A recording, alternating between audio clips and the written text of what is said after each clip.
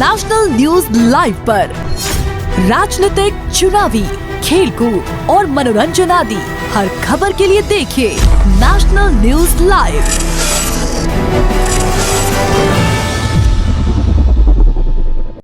नरेंद्र चौधरी साहब, नरेंद्र जी एक BJP party से समर्थन रखते हैं, बचपन से इन्होंने रखा हुआ है और मतलब इतना काम किया है बीजेपी के साथ, और फिर ऐसी क्या बात हुई जो बीजेपी ने इनका साथ छोड़ दिया? सर, ऐसी क्या बात हुई जो बीजेपी आपका साथ छोड़ेगी? मैं भारतीय जनता पार्टी में पिछले 27 वर्षों से विभिन्न पदों पे काम कर चुका हूँ। अभी स्वच्छ भारत विभाग की मेरे पास जिम्मेवारी थी।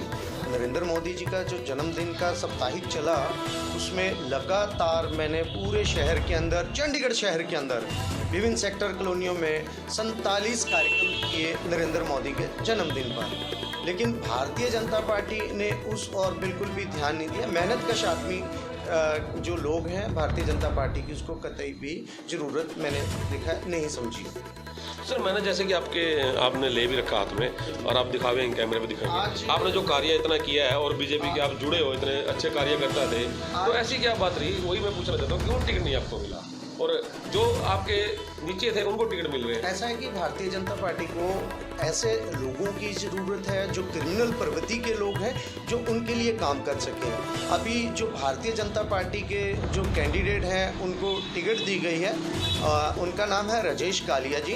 वो जब मेयर के कार्यकाल में थे तो उन्होंने जिस वंश के वो व्यक्ति हैं, जिस वंश से वो हैं, उन्होंने अपने ही वंश के गुरु के ऊपर वाल्मीकि जयंती वाले दिन जो एक समारोह के लिए कार्यक्रम के लिए बैनर लगे थे, उन्होंने अपने ही गुरु के बैनर के ऊपर 68 लाख रुपए का जुर्माना लगाया। साथ में ही एक दलित समाज के एक व्यक्ति को उन्होंने टर्मिनेट कराया। जैसे ही ये सारे काम हुआ तो हमारे दलित समुदाय के लोग सड़कों पे निकले और जूतों का हार डालकर उनको गली गली, मोहल्ले मोहल्ले दर में उनके खिलाफ उग्र हुए। और मैं आपको दिखाना चाहूँगा कि उनके पुतले जो जलाए गए हैं, उनके पुतले के ऊपर जूतों का हार डाला हुआ है और उनके निरंतर पुतले जलाए गए हैं। सर, पुतला जलाने की बात आपने की है, मैं उसको फिर एक बात आपकी काटना चाहूँगा, थोड़ा कड़वा सवाल है आपसे। जी। आपने भी बीजेपी होते हुए बीजेपी की पार्टी के पुतले जलाए हैं, वो क्या मामला सर? वो भी नहीं, मैंने भारतीय जनता पार्टी का पुतला नहीं जलाया। मैंने उस समय जो कार्यकाल महापौर थे उनका पुतला जलाया, क्योंकि नगर निगम मरे हुए, सड़े हुए, गले हुए जानवरों का यहाँ पर डेड एनिमल्स प्लांट लगाने जा रहा था। मैं लगातार महापौर से अनुरोध कर रहा था इसको हटाएं, क्योंकि मैंने पूरी कॉलोनी के अंदर नुक्कड़ बैठकें की हैं। पूरी कॉलोनी मेरे साथ थी। मैंने वहाँ पर 44 बैठकें, नुक्कड़ सभाएं मैंने की। लेकिन जब महापौर उस प्लांट को लगाने के लिए टस से मस नहीं हो रहे थे हटाने के लिए यहाँ से, तो मुझे मजबूरन कॉलोनी के हित के लिए मैंने नगर निगम के महापौर का पुतला जलाया, और जिसका परिणाम आज मैं भुगत रहा हूँ, क्योंकि मैंने कॉलोनी के लोगों के हित के लिए काम किया था।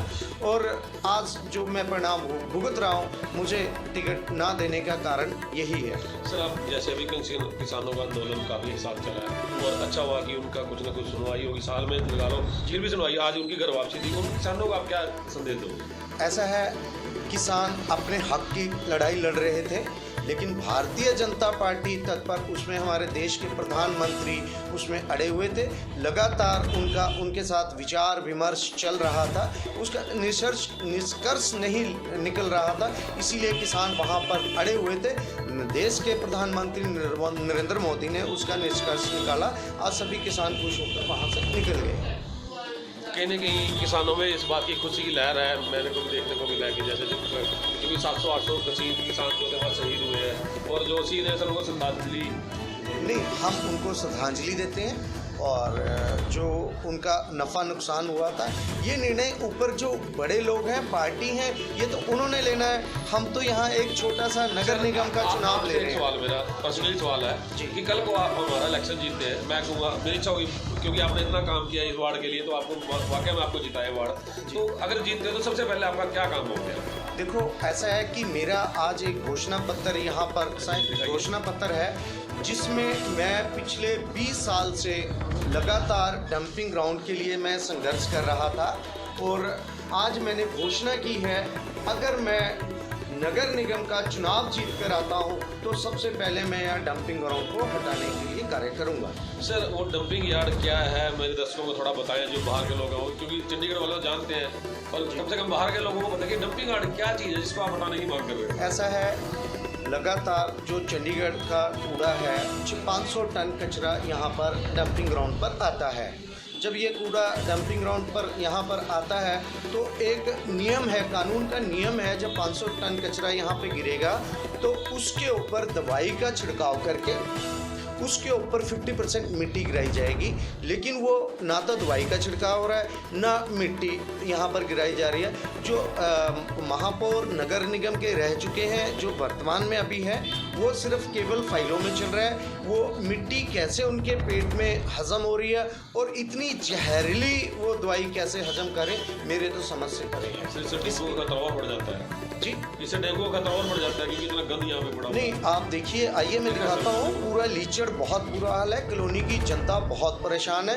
पिछले 20 वर्षों से मैं डंपिंग ग्राउंड के ऊपर संघर्ष कर रहा हूँ और मैं जीत के आता हूँ। मैं तुरंत प्रभाव से सरकार से मिलके, चाहे मुझे नरेंद्र मोदी तक जाना पड़े, चाहे मुझे सड़कों पर दोबारा क्यों न उतरना पड़े, मैं इसको कतई भी नहीं लगने दे रहा हूँ, ना लगने दूंगा।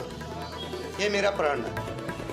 दोस्तों हमारे साथ जुड़े थे नरेंद्र चौधरी जी और हम आशा करते हैं कि ये जीत के हैं, क्योंकि इन्होंने बहुत यहाँ पे कार्य किया है स्मार्ट से, जो भी वार्ड है। तो अभी सर और क्या क्या आपने कार्य किए हैं, आप बताएं। आपने काफ़ी फाइल इकट्ठी की हुई है। ऐसा है कि जो जिनको टिकट यहाँ पर दी है वो माँ को माँ और बहन को बहन नहीं समझते।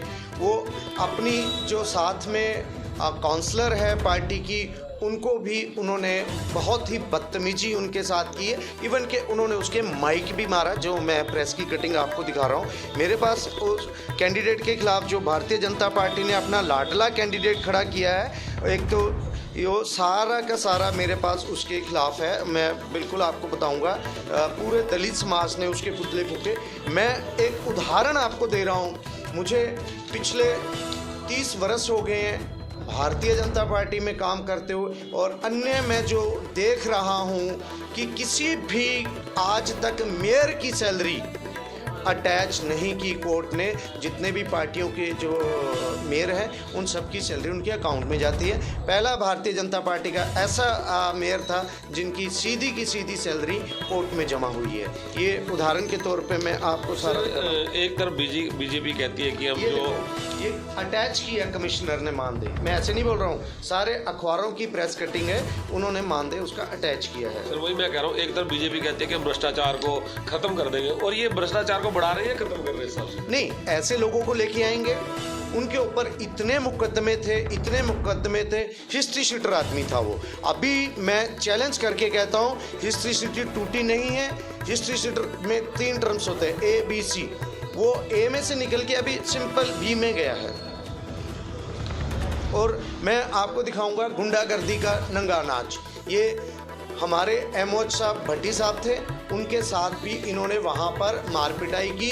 जो वहाँ के कैमरे की रिकॉर्डिंग है, धक्का मुक्की खींचातानी, ये कैमरे की रिकॉर्डिंग जो अखबारों में छप चुकी है, ये मैं आपको दिखा रहा हूँ।